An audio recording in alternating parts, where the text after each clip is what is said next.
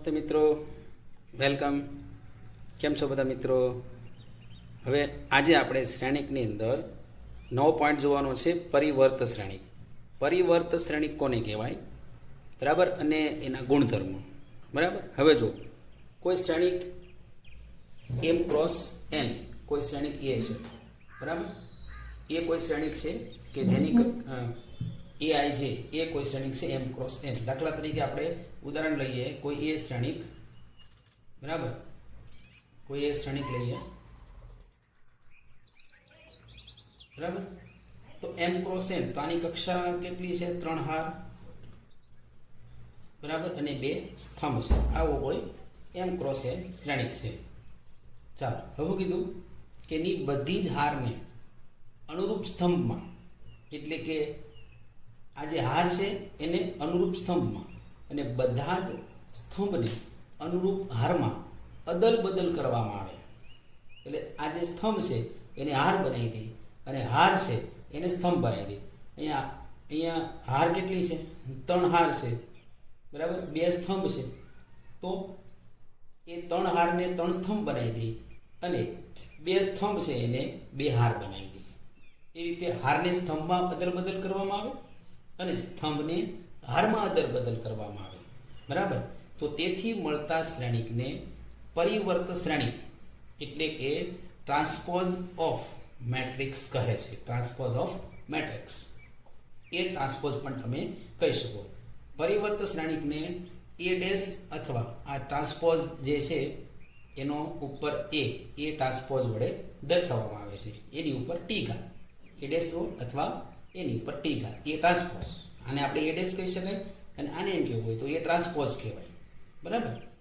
આને આપણે એ ડેશ કહીએ અથવા એ ટ્રાન્સપોઝ જ કહીશું, બરાબર, કેમ કે ટ્રાન્સપોઝ એટલે કે પરિવર્ત શ્રેણિક, બરાબર. એ ડેશ એટલે ગણ ક્રિયાની અંદર તમે 11મા ધોરણમાં શીખ્યા પૂરક ગણ આવે, પણ અહીંયા એ ડેશ એટલે ટ્રાન્સપોઝ લેવાનું છે શ્રેણિકમાં.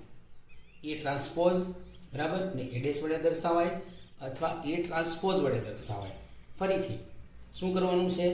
અનુરૂપ બધી જ હારને સ્તંભમાં, અનુરૂપ સ્તંભમાં અને બધા જે સ્તંભ છે એને હારમાં અદલ બદલ કરવામાં આવે. તો અહીંયા જોઈએ આપણે એ આપ્યો છે તો એનો એ ટ્રાન્સપોઝ મેળવીએ. એ ટ્રાન્સપોઝ અથવા તમે એમ પણ લખી શકો એ ટ્રાન્સપોઝ. કોઈ પણ બેમાંથી કોઈ પણ સંકેત વપરાય. આપણી જે ચોપડી છે એમાં એ ટ્રાન્સપોઝ માટે આ સંકેતનો ઉપયોગ છે, એ ડેશ, બરાબર. ચાલો, એ ટ્રાન્સપોઝ આપણે લઈએ એ ડેશ એટલે કે બધી જે હાર છે એને સ્તંભમાં. તો હાર 3 છે, બરાબર, 3 હાર છે એને 3 સ્તંભ બનાવી દઈએ તો 3 2, પહેલો સ્તંભ આવી ગયો, પછી 1 0, બરાબર. ત્રીજી હાર છે ત્રીજો સ્તંભ બની જાય -3 5, બરાબર. તો આ છે એ શ્રેણિક અને એનો આ પરિવર્ત શ્રેણિક છે. એની તમે કક્ષા જુઓ તો કક્ષા આની 3 ગુણ્યા 2 છે, તો આની કક્ષા કેટલી થઈ છે? 2 હાર, બરાબર, 2 હાર અને 3 સ્તંભ. તો ચેક કરો તમે, જો આ 2 સ્તંભ છે 2 હાર બની ગઈ, તો આ 2 3 1 -1 એની પહેલી હાર બની ગઈ, બીજો સ્તંભ છે બીજી હાર બની ગઈ, બરાબર. એને 3 હાર છે જે એ 3 હાર એ 3 સ્તંભ બની ગયા, બરાબર. તો હારને સ્તંભમાં અને સ્તંભને હારમાં ફેરવવામાં આવે, અદલ બદલ કરવામાં આવે. તો તે શ્રેણિકને શ્રેણિક એનો પરિવર્ત શ્રેણિક એટલે કે એ ટ્રાન્સપોઝ કહેવામાં આવે છે, અથવા transpose of matrix of a matrix. પણ ટૂંકમાં આપણે એને એ ટ્રાન્સપોઝ કહીશું, બરાબર, અથવા પરિવર્ત શ્રેણિક કહીશું. એ ટ્રાન્સપોઝ અથવા પરિવર્ત શ્રેણિક, બરાબર. તો આ થયો પરિવર્ત શ્રેણિક. હવે જો પરિવર્ત શ્રેણિકના ગુણધર્મ આપણે પહેલા સમજી લઈએ. હવે એના ઉદાહરણ દ્વારા જ વધારે સમજવામાં ખ્યાલ આવશે. ઉદાહરણ જે તમને આગળ આપ્યા છે, બરાબર, એ એના ગુણધર્મ સાબિત કરે છે, બરાબર. તો જો પરિવર્ત શ્રેણિકના આપણે ગુણધર્મ જોઈએ.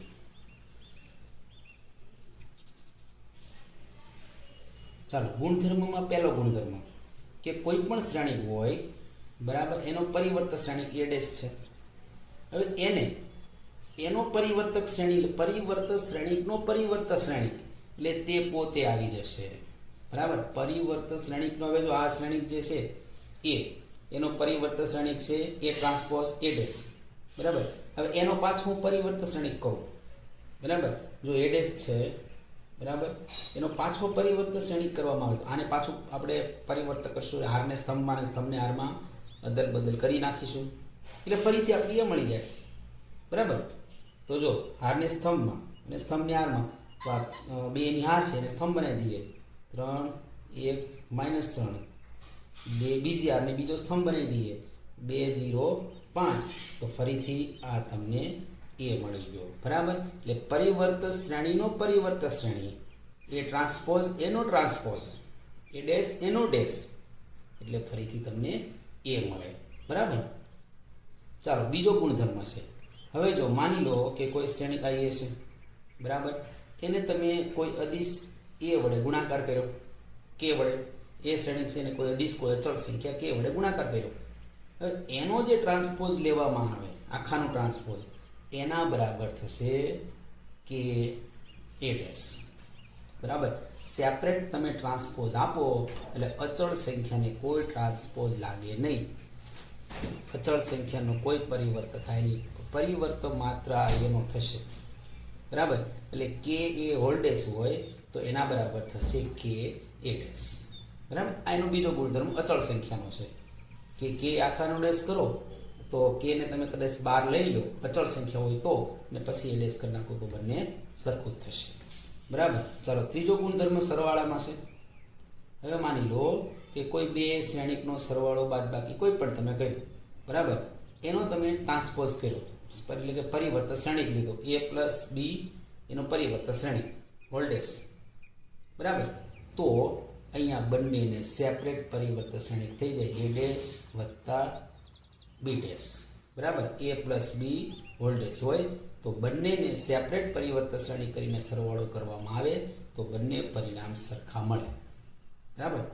a plus B whole dash બરાબર a dash plus B dash. બરાબર. આ જે પ્રશ્ન છે આપણે આગળ જે ઉદાહરણ જે આવશે એના દ્વારા આપણે એની સાબિતી મેળવશું. બરાબર. તો આ ત્રીજો ગુણધર્મ છે. બરાબર. ચોથો ગુણધર્મ એ છે કે તમે બે શ્રેણિકનો ગુણાકાર કરો. બરાબર. પછી એનો તમે પરિવર્ત શ્રેણિક, આખાનો પરિવર્ત શ્રેણિક કરો. બરાબર. અથવા માની લો કે તમે બંનેના પરિવર્ત શ્રેણિક મેળવી લીધા તો એ બેનો ગુણાકાર આની જેમ નહીં આવે, સરવાળામાં નિયમ લાગી આમાં નહીં લાગે. બરાબર. કે ભાઈ એ બી હોલ ડેશ બરાબર એ ડેશ બી ડેશ, આ સાચું નથી. બરાબર. આમાં એ રીતે થશે, એ બી આખાનો પરિવર્ત શ્રેણિક બરાબર B dash into A dash, આ નિયમ થશે.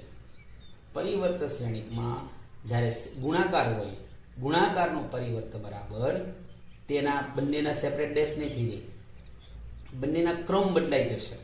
બી dash A dash, B dash into A dash, આ બંને બરાબર થશે. આ નહીં થાય કે એ બી હોલ ડેશ બરાબર A dash into B dash, આ બરાબર થશે નહીં. બરાબર. તો આ છે પરિવર્ત શ્રેણિકના ગુણધર્મ. બરાબર. ચાલો હવે આપણે આને ઉદાહરણ દ્વારા ગુણધર્મ જે છે એને સાબિત કરીએ. હવે ઉદાહરણ 20 જોઈએ.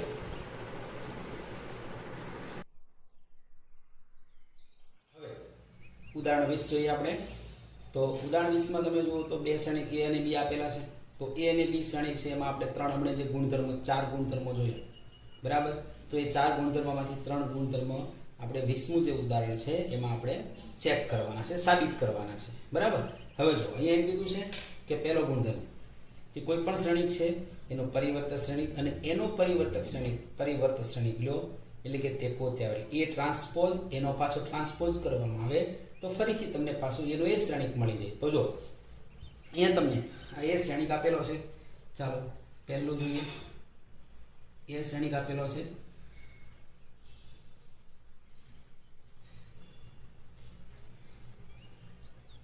ચાલો આ શ્રેણિક એ છે. બરાબર. હવે એનો ટ્રાન્સપોઝ લઈએ એટલે એ ટ્રાન્સપોઝ તો સ્વાભાવિક છે કે એની હાર છે એ સ્તંભમાં પરિવર્ત થઈ જશે અને સ્તંભ છે હારમાં પરિવર્ત થઈ જશે. તો હારને સ્તંભમાં પરિવર્ત કરીએ તો હાર છે પહેલી હાર એ સ્તંભ થઈ જશે 4 to 0. ચાલો આ મળી ગયો આપણને ટ્રાન્સપોઝ. હવે ફરીથી એનો ટ્રાન્સપોઝ કરવામાં આવે એટલે ફરીથી એનો પરિવર્ત શ્રેણી લેવામાં આવે એટલે અહીંયા તમને મળશે એ ડેશ એનો ડેશ. બરાબર. તો ફરીથી હારને સ્તંભમાં રૂપાંતર કરી દો, 3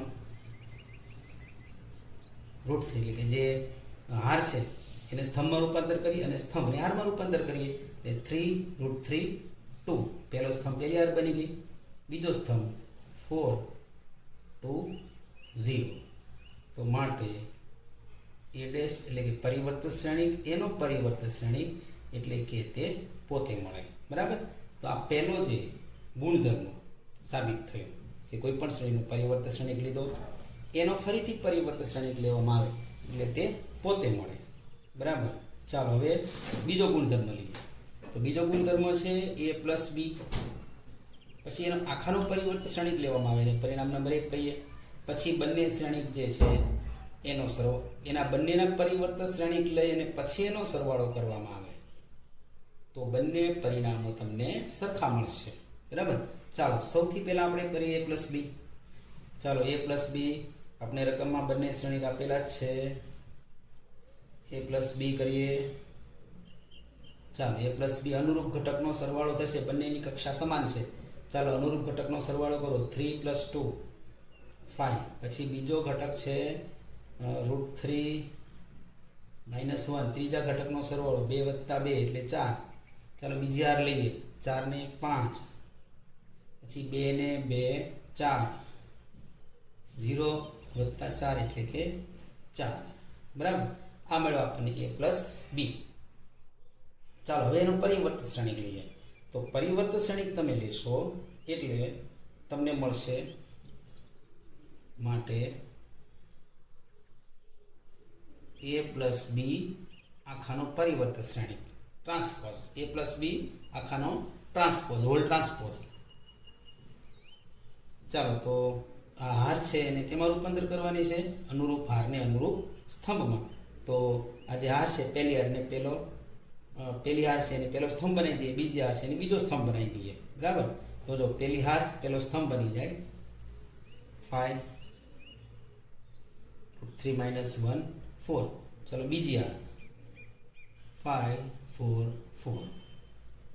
આ છે પરિણામ નંબર 1 એટલે a plus B whole transpose. આ પરિણામ એ કયું?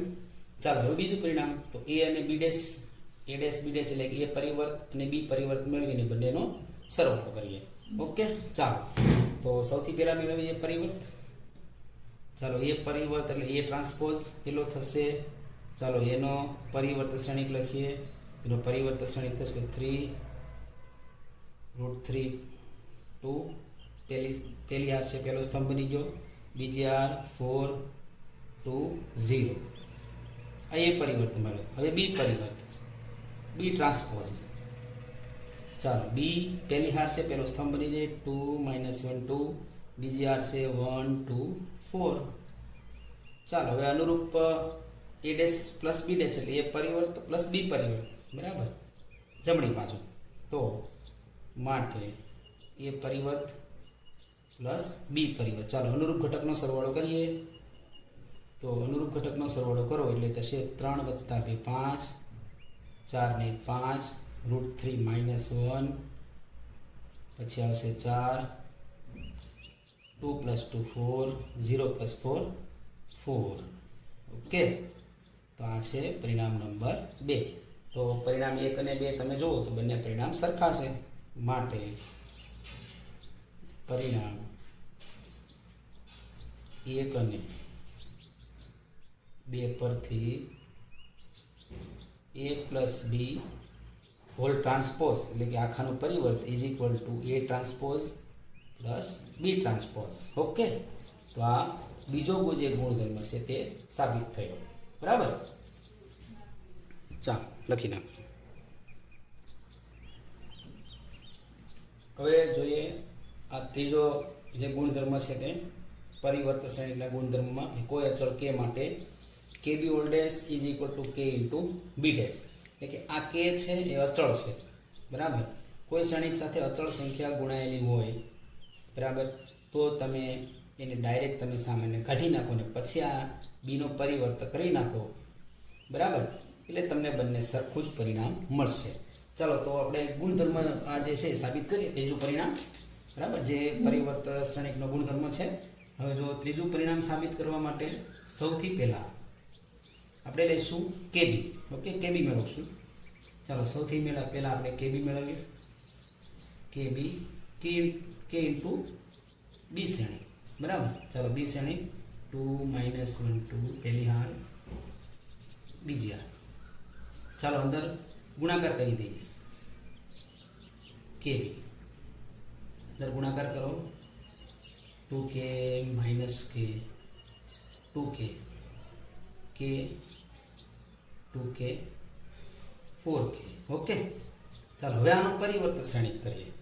તો પરિવર્તન શ્રેણિક કરીએ એટલે કે બી હોલ ડેશ, બરાબર. તો પરિવર્તન શ્રેણિક એટલે અનુરૂપ હારને અનુરૂપ સ્તંભમાં અને અનુરૂપ સ્તંભને અનુરૂપ હારમાં રૂપાંતર થશે. તો અનુરૂપ સ્તંભ અનુરૂપ હાર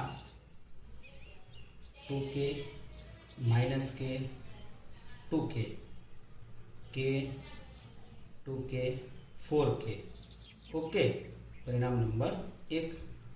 ચાલો હવે લે જમણી બાજુ. તો જમણી બાજુમાં છે કે બી ડેશ, બરાબર. તો આપણે એ પહેલાં બી ડેશ મેળવીએ, પછી એની સાથે કેનો ગુણાકાર કરીએ, બરાબર.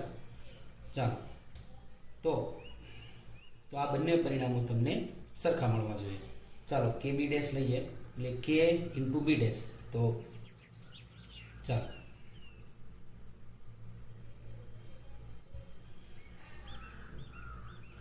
હવે બી ડેશ. ચાલો બી ડેશ કેટલો થશે? બી ડેશ એટલે કે બીનો પરિવર્તન શ્રેણિક. બીનો પરિવર્તન શ્રેણિક થશે પહેલી હાર છે, પહેલો સ્તંભ 2 - 1 2 1 2 4. ચાલો તો આને કે વડે ગુણાકાર કરીએ. કે બી ડેશ એટલે કે 2 1